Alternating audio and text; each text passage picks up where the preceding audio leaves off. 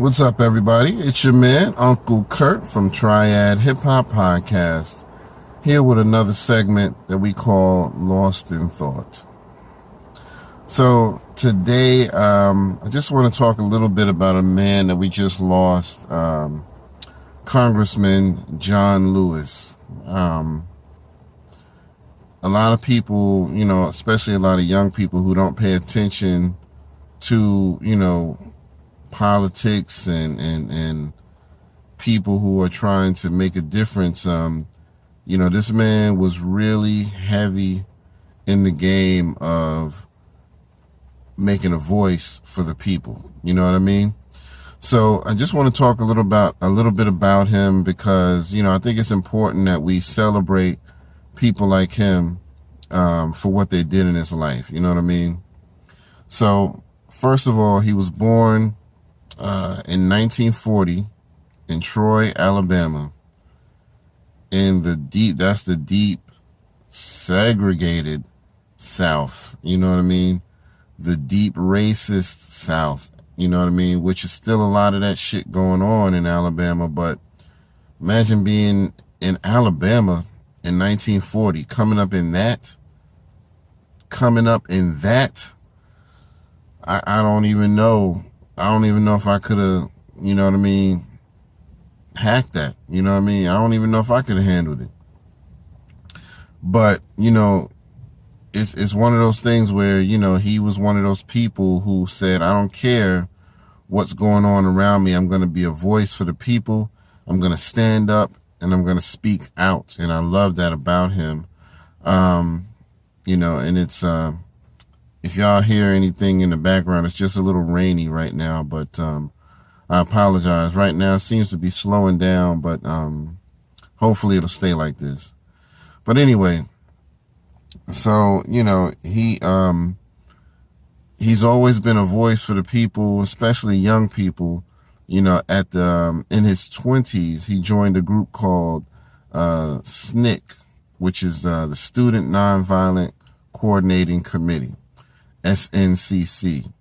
So they called it SNCC for short, but basically they were a group that, wanted to be revolutionary for young people and be able to stand up and be a voice and speak out and about injustice, about racism, about all of that, inequality, all of that stuff, man, that's been going on from way back then all the way up until now.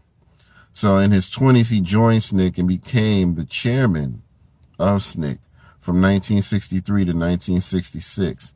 And, he spoke at the original March on Washington with Dr. King. A lot of people don't get to see that clip because they highlight Dr. King's speech so much more.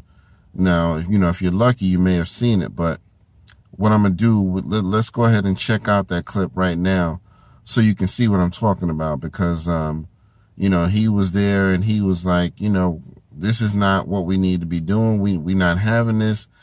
And they supported Dr. King, the SNCC organization, but they had a little bit of a different way of handling things. They felt like his method of just being peaceful and standing by and always turning the other cheek, they felt like that wasn't enough. They felt like they had to be out there on the front line, standing up to these people who were,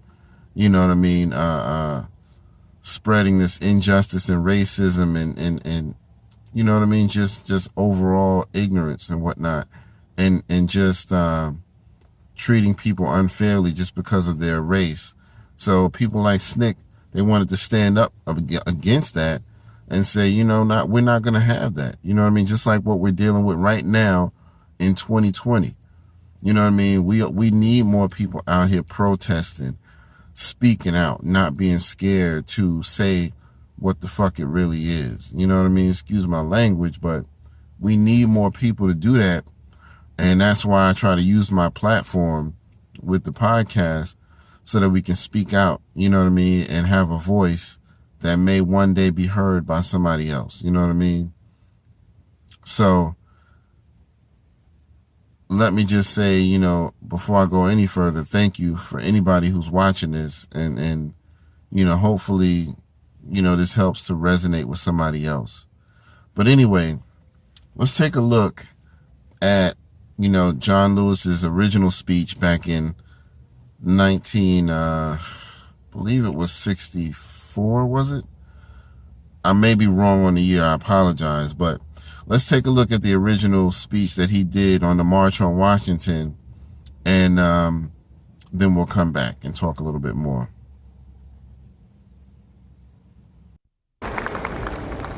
I have the pleasure to present to this great audience young John Lewis, National Chairman, Student Nonviolent Coordinating Committee, Brother John Lewis.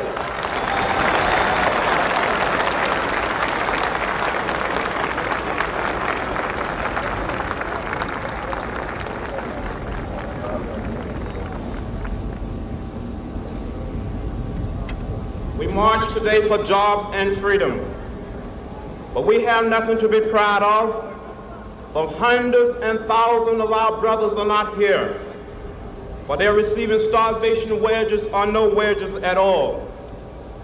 While we stand here, there are sharecroppers in the Delta of Mississippi who are out in the field working for less than $3 a day, 12 hours a day. While we stand here, there are students in jail on trump-up charges. Our brother James Farmer, along with many others, is also in jail. We come here today with a great sense of misgiving. It is true that we support the administration's civil rights bill. We support it with great reservation, however. Unless Title III is put in this bill, there's nothing to protect the young children and old women who must face police dogs and fire hoses in the South while they engage in peaceful demonstration. You see what I'm saying? I mean, my man was just, he was definitely a powerful voice, and he wasn't scared to say what the real deal was. You know, I really like that about him. You know what I mean? He didn't try to water anything down. You know what I mean? He was known to speak out. You know, he was known to make waves. You know what I mean? And that's what we really need more of in this day and age. You know, more people who's willing to speak out. You know what I mean? No looting and all of that dumb shit. That ain't really doing nothing for nobody. But we need people to stand out. We need people to be on the front lines, especially the younger generation, because they're the ones who got to take over soon when we're gone. You know what I mean? Use whatever platform you have, whether it's online, whether it's face-to-face out there on the front lines, whether it's art, whether it's music. Use your platform to speak out, because that's what he did. You know what I mean? So anyway, you know, like I said, he's always been, you know, making waves, and he's not afraid to, he was never afraid to say, you know, exactly what needed to be said, you know what I mean, to get his point across. And it was never about like a political party. It was never about like religious affiliation or anything like that. It was just about giving a voice to young people, you know, in general. And that's what I really like. You know what I mean? He never made it oh, I'm a Christian, so this is what Christians need to do. Or, you know what I mean? I'm a Democrat, so this is what Democrats need to do. He just knew this ain't supposed to be happening, and I'm sick of that. So let me tell y'all what needs to be said. So, you know, let's, let me quote something here, because I love this. He was still making waves here in 2020, because all these protests and people speaking out in this time when we're dealing with all this racial injustice and inequality, you know, he was still making waves now, you know, because of Howard University. You know, there was some protests going on around that area, and I want to read y'all a little bit of a quote by Lopez Matthews Jr., who is a PhD and a historian from Howard University. He said, by looking at his life and his journey, that teaches young people, of course, about the movement, but also teaches them that they can be active. You see what I'm saying? And that's what he was all about. You know what I mean? Not only speaking out, but just telling them to be active and not be afraid to stand up for what's right. Not be afraid to stand up for justice. You know what I mean? So that justice can really be served in some way, shape, or form. You know what I mean? Whether it's not a perfect system or not, you still got to stand up for what's right.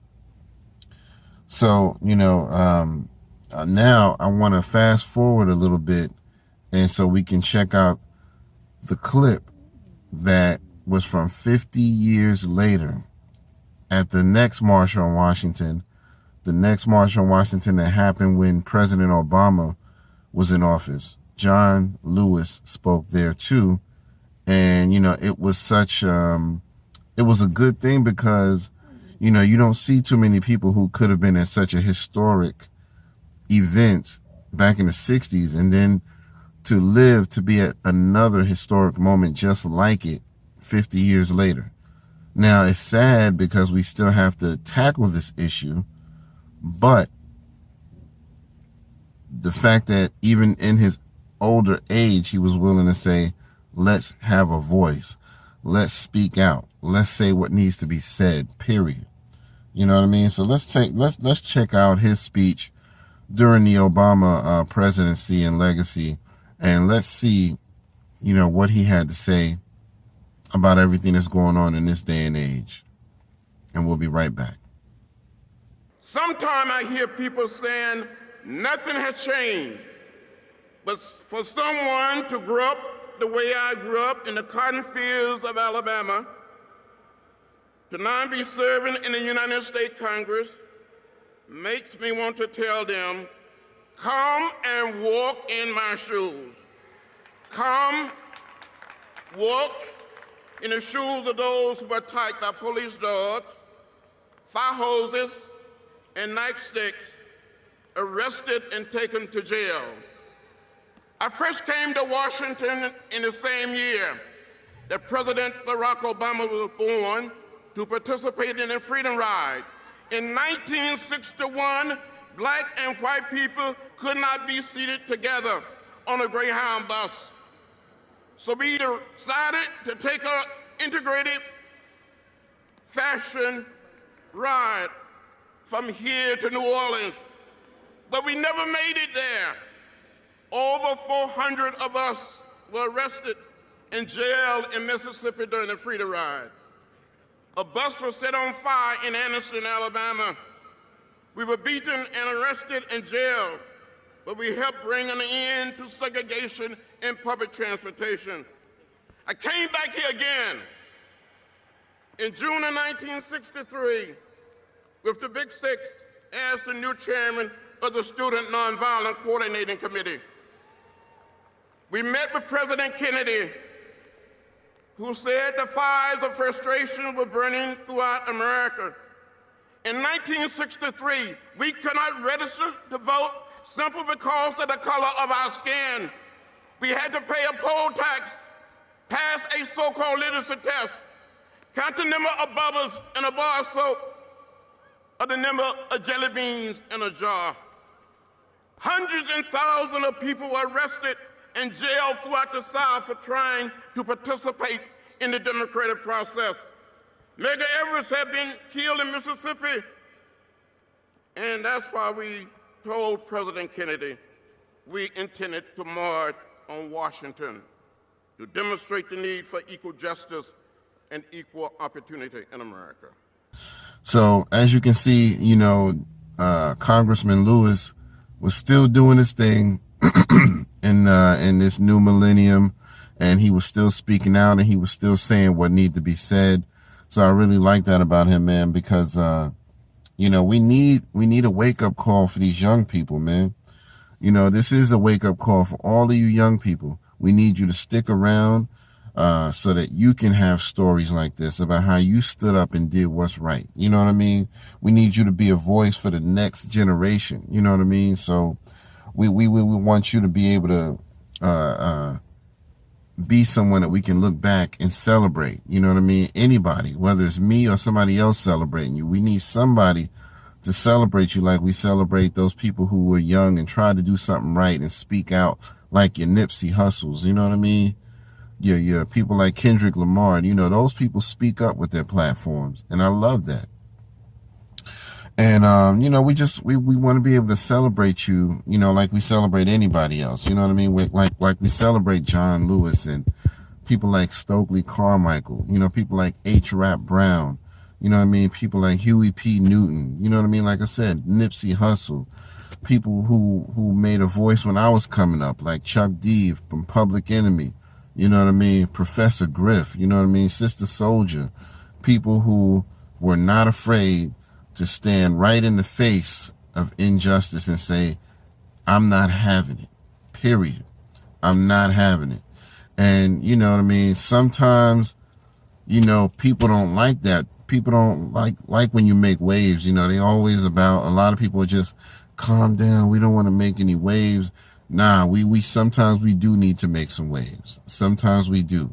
You know what I mean? You don't need to do anything illegal. You know what I mean? You don't need to be doing anything illegal, but we need to be standing up.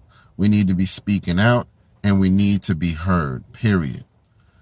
And, you know, with that being said, you know, I just want to remind everybody, you know what I mean? Just don't be afraid to speak out. You know what I mean? Don't be afraid to not only speak out, but just be yourself and be your version of the voice for the people, because you don't need to try to be the next John Lewis or the next H. Rap Brown. You need to be the first version of yourself and the only version of yourself. But speak out and be heard. And rest in peace to John Lewis. And, you know, we never try to forget. We never try to forget people like him who made a difference.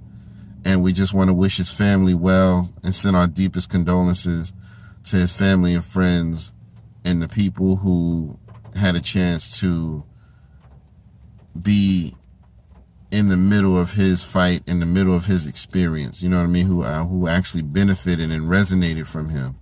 So rest in peace, John Lewis, and we'll keep celebrating you every time. All right? Thank you. There was so much hope, so much optimism after the March on Washington. When people left, as Dr. King suggested, we went back home, back to the heart of the Deep South. So many of us went into the state of Mississippi. We went into Alabama. We went to Selma. In Selma, only 2.1% of African Americans were registered to vote. The only time you could even attempt to register to vote was the first and third Mondays of each month. You had to stand in line, get a copy of the so-called literacy test. And hundreds and thousands of people would fail the so-called literacy test. They were told they could not read or write well enough. African American lawyers, doctors, teachers. So we started a series of demonstrations, standing in line at the courthouse. One evening, there was a demonstration for the right to vote. Nearby, Selma, confrontation occurred, and a young man tried to protect his mother. He was shot in the stomach, and a few days later, he died at the local hospital in Selma. We made a decision to attempt to march from Selma to Montgomery, to dramatize to the nation and to the world that people of color wanted to register to vote. We started walking. I was one of the leaders of that effort.